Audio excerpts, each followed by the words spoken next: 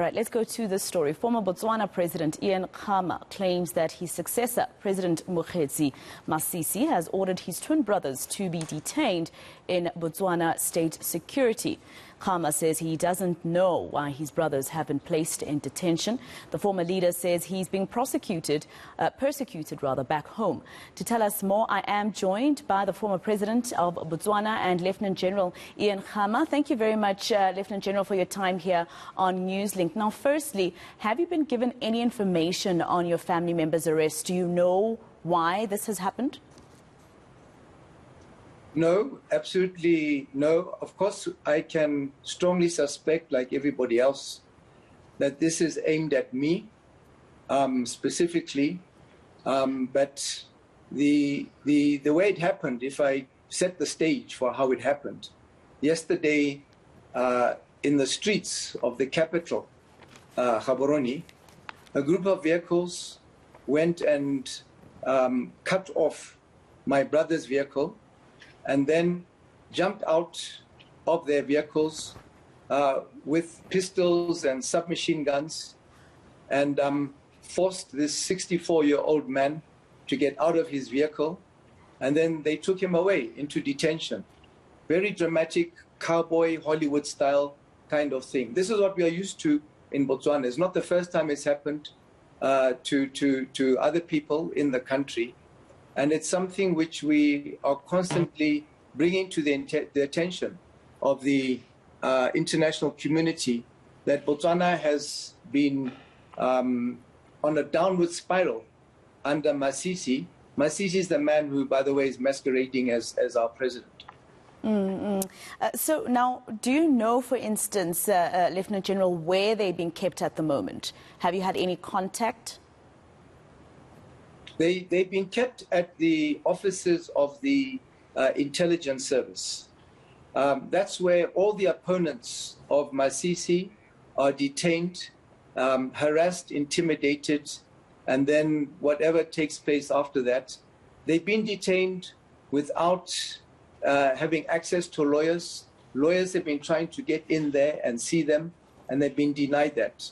And you would know, in this country and any proper democracy, which ours is no longer, that you have the right to be represented by your lawyers.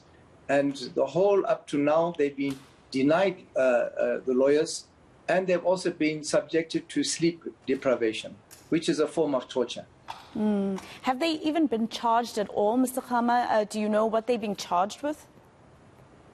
No, nothing. It's just silent on that. In fact, there's nothing really other than to intimidate. It's just their act of vindictiveness that has been carried against me and my family and other people associated with us for the last 4 years that this man has been in office.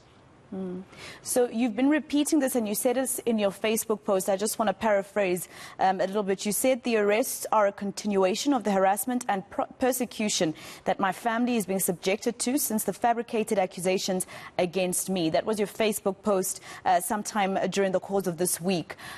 Why don't you go back to Botswana, to go back home and prove you're innocent in the courts? Or don't you believe in the justice system in Botswana anymore? It's now a bit of a joke, unfortunately.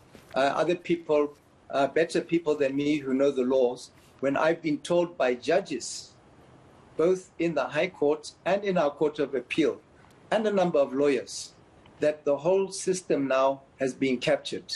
So the other thing you're probably not aware of is that there have been 3 attempts to poison me in recent years. 3 attempts. And therefore, I was told that the whole purpose of this thing is to fabricate. You may have heard the story about the 100 billion pula I was said to have stolen.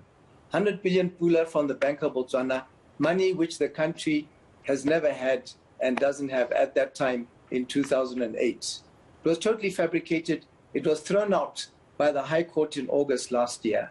And then he then resolved with the head of the intelligence that I should be behind bars by Christmas last year. And the whole thing was that once I was behind bars, I was reliably informed that there would be an introduction of a chemical agent either into my food or where I sit or on my clothing, which would then make it look like I had died of natural causes. So yes, one can go back and face that music, but I'm not sure that I would be doing myself a justice, putting myself out like that to go and be killed by these people. Even yesterday, one of the people who works with my brothers was detained at the same time. And while he was there in the same DIS offices being questioned, they kept offering him food and water. And he kept declining because he knows what can happen. And they were insisting, he told me this, they kept insisting, no, have something to drink, have something to eat. There's only one reason they would be doing that. This is, of course, the same criminal justice system that Botswana had during the time of your father, Ian Khama, as well as yourself. So what has changed in the court system that now you find yourself having to, and you can correct me if I'm wrong, having to flee your home and not even trust to go back and prove your innocence? No, it's not fleeing from the justice system. Is to take a precaution that you would be very stupid if you know people are out to eliminate you. You just go and present yourselves to them and let them do what they want to, and they would come up and dream up some excuse. These people are pathological liars. Right from the time that he took office, it's been nothing but lies, and you don't have to get it from me. You can ask anybody, even here whilst I've been in South Africa. Every single South African I meet will give me a story about Botswana, a depressing story about that country. So it's not like I say, it's not being afraid to go and face the music. If there was a genuine justice system that has existed for many years, actually, and I just want to emphasize, we still do have some very good judges, magistrates, judges in the high courts and in the Court of Appeal. But unfortunately, they are human. And a couple of them have allowed themselves to be captured. And we have seen this, and I've been told it. And when a judge tells me, confides in me, that, look, you are not going to win this case, or Masisi, the masquerader, has been sitting down with one or two judges planning how this particular case should go, then what is the justice to go back for? And this has only happened in recent times. I want to go back to what you just said, Lieutenant General, about people coming to you and saying negative things about Botswana. Now people confiding in you and saying that the current president, Masisi, sits down with judges and plots. Are you saying that this has only been happening under his tenure? Are you saying that nothing of that sort, no complaints of that sort happened during your time? Never, ever, during my time or even during the time of my predecessors, has that ever happened. And this particular case of my brothers being picked up, the background to that story was that about 3 weeks ago, my brother, when he was down here in Johannesburg, told me that he had been approached by a minister in the Masisi's government and a former minister, asking him to consider going back to the party which he left and I left, because we saw the erosion of democracy, the erosion of the rule of law, the erosion of human rights. And they said to him, come back, because what's been happening in recent times, we've had a number of by-elections. And out of 12 by-elections, the ruling party lost 9, 3/4, in areas that where there used to be their strongholds right from independence. And so they wanted to try and improve their chances by trying to get my brother back into the party. And he said there's no way he could go and join or go back to this party, which is essentially a sinking ship which is being mismanaged by its captain. And this one individual said to him, but you know, when Masisi hears that you're turning this down, there could be consequences for you and your family. And that is exactly what is evident now. That is what's happening. And it wasn't only the two of them who were picked up. Even one of my brother's wives was gone and picked up and detained by them overnight as well. Leah, we've actually had her here on eNCA. We've interviewed her about her book. So why do you think President Masisi is targeting you? What's the reason behind doing so much and using state resources to get your entire family behind bars? It's called, he became drunk on power the first day he took office. Because what happened, I can explain to you, was that when I stepped down, and I said I was going to continue my charitable work. I was going to continue conservation work. I was going to do farming activities. And then I was invited, as you would expect, as a former president, to go and officiate at schools, for example, their anniversaries or their prize-giving days and that type of thing. I was told reliably that he objected to the fact that I was still in the public arena. Even though I was out of politics, I was not competing with him. He was the man who had been my vice president. So he ordered that I should not be assisted in being able to be transported around the country to any of these functions. These schools, most of them were government schools. They were told to withdraw the invitations. Public officers were told not to facilitate me. Businessmen were told to stop donating to my charitable organizations. And the government media were also told to stop covering me. And that's how it started. And then he exposed this side of him of being totally intolerant to anything or anybody who opposed him, which goes against the grains of democracy. But this is what we are faced with. And if you look at Botswana's rankings now, they are collapsing. We used to be the least corrupt in Africa, no longer, because he's leading in corruption. So the two of you, I believe, met at former President Rupia Banda's funeral, the former president of Zambia. Masisi, I believe, was also there. Did you get a chance to speak at all, to speak to each other, or did you just ignore each other's presence? No, actually, that's not right that he was also there. He wasn't there. He was represented by a minister. Okay, so you didn't even get the chance to speak to the representative because I assume you don't want to chat to anybody that represents the current president of Botswana. No, I'm not petty. I'm not petty, and that would be petty. And I think, the man who was there representing him and Botswana was my permanent secretary to the president. When he stepped down from the civil service, he was specially elected. I nominated him for special election and made him a minister. And he's a minister today because I made him a minister at that time. So when you've worked with people for so long, it will just be, I think, like I said, so petty for us to ignore each other. So yes, we did greet each other. It was cordial, it was amicable, as you would expect mature people to do. Even if we come and he represents that particular character, I'm not going to hold that against him. So some people... And there have been attempts, I should add, there have been attempts, both in the region and at home, to try to get us to reach out to each other and reconcile.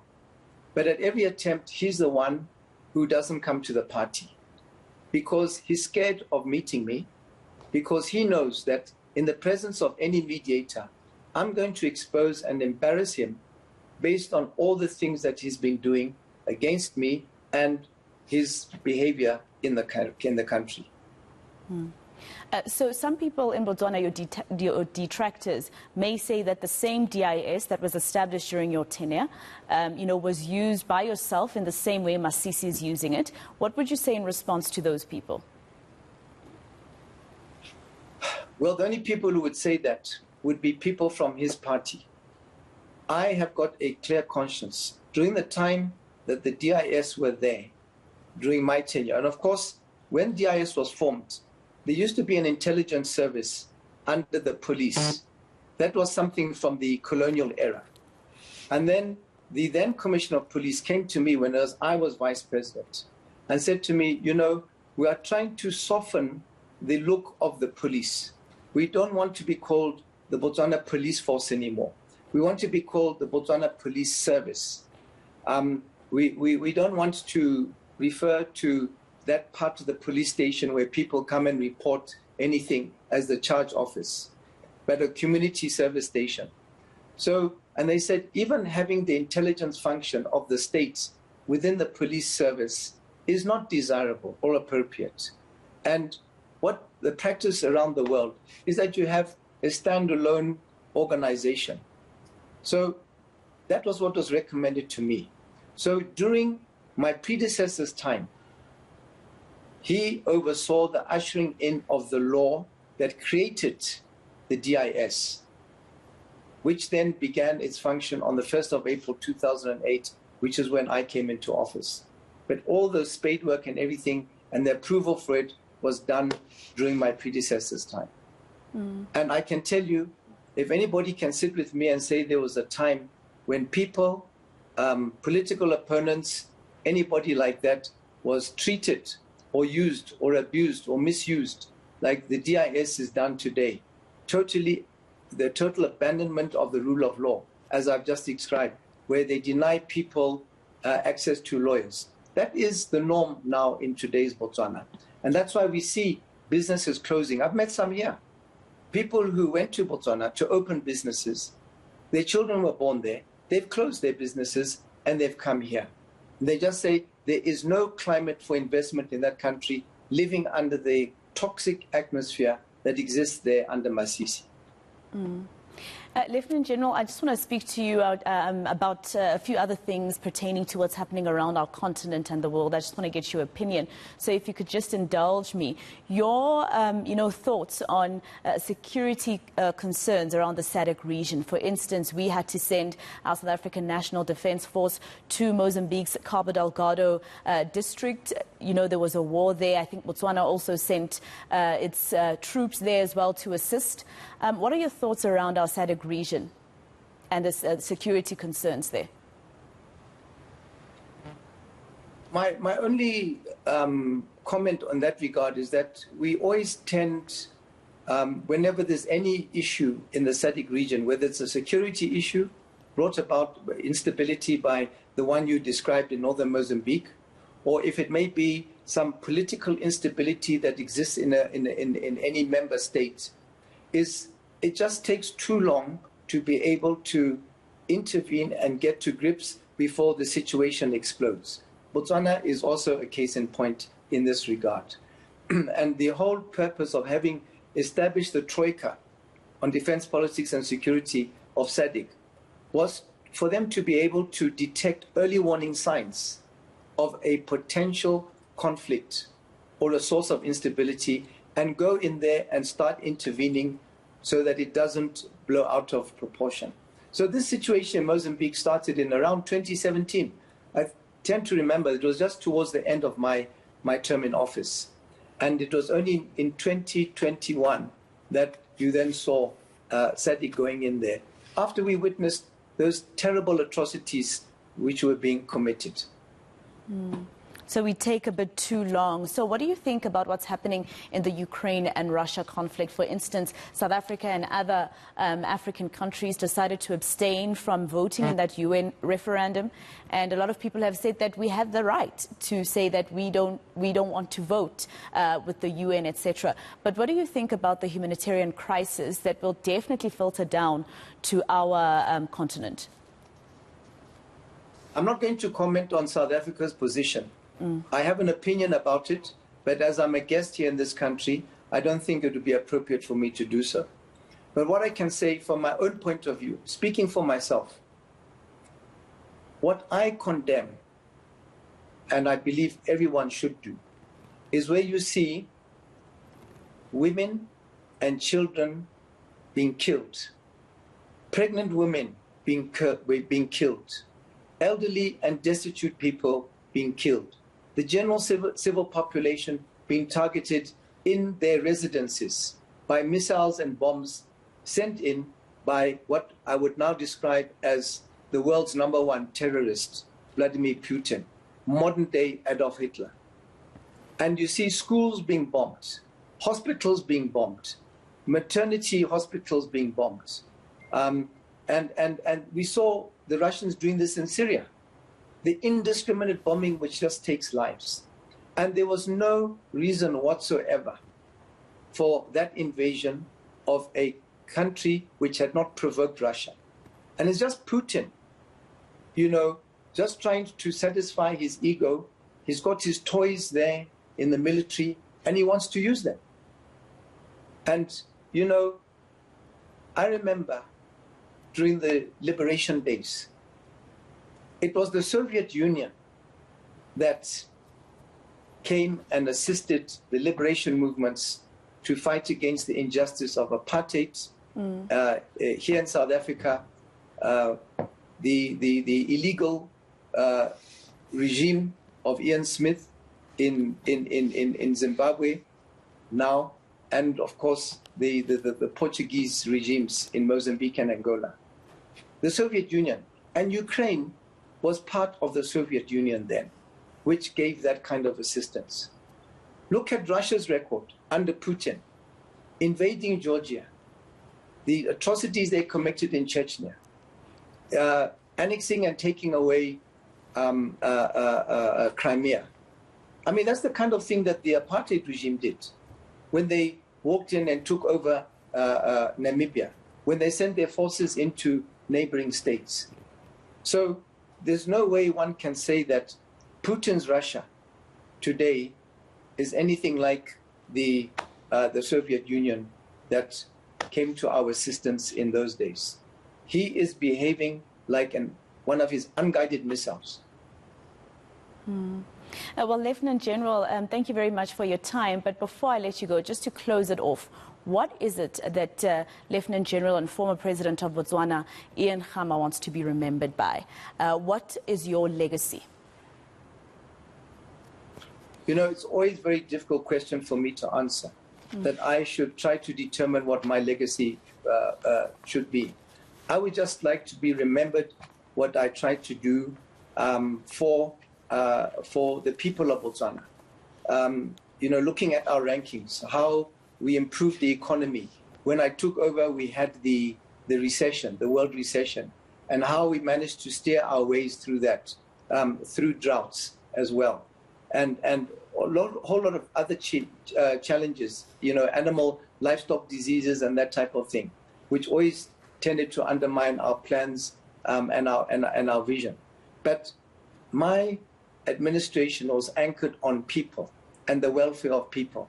And I think if you ask anybody from my country about what we did to try to uplift the people who were disadvantaged, I hope they would acknowledge that we had made a lot of progress in that regard, which for now has just been eroded because these people now who are there don't care. All right. Thank you very much for your time, Lieutenant General Ian Khama, the former president of Botswana, speaking to us there about his family members being arrested, but also news making, making headlines around the continent and the world.